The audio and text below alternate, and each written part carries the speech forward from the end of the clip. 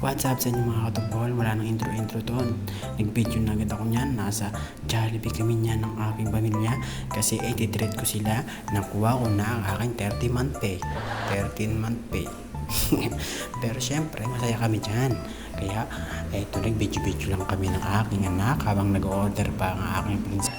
Yeah! Tingin na.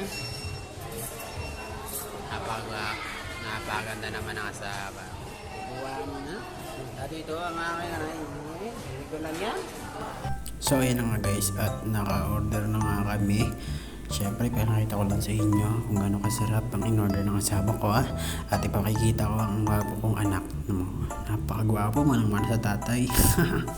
Ayan na nga at kakain na muna po kami. Kaya let's go.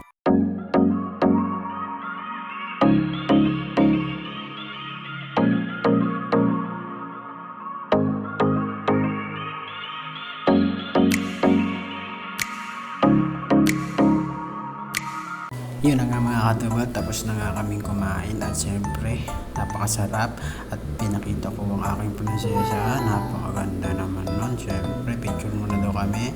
Kaya 1, 2, 3, lego. Ayan na. At siyempre naman tapos na nga at gumala na kami.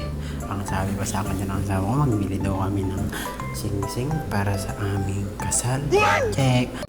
Pero syempre, hindi nga kami nakabili dyan. Kaya titingin-tingin lang muna daw kami. Mag-window shopping lang. Kaya maglalakad-lakad muna. At ayan, papunta na. Pinakita ko na ang gwapong anak. Naglalakad na po yan kasi 1 taon na siya. Wow. Ang bilis-bilis ng panahon. Pero okay lang kasi masaya naman kami. At syempre hindi matatapos yan, ipakikita ko sarili ko at ala ko, yan napakagwapo, mana talaga sa papa. At naglakad-lakad kami at sinabi ng asawa ko, uy, may hipon, bili tayo niyan mahal. At sabi ko naman, magkano ba? Sabi niya sa akin, 300 na. Napakamahal pala ng seafood na yan. At syempre na, binibidyo-videoan ko lang yan. Pero gusto kong bumili kaso wala kaming budget. I-follow nyo na ako, gar.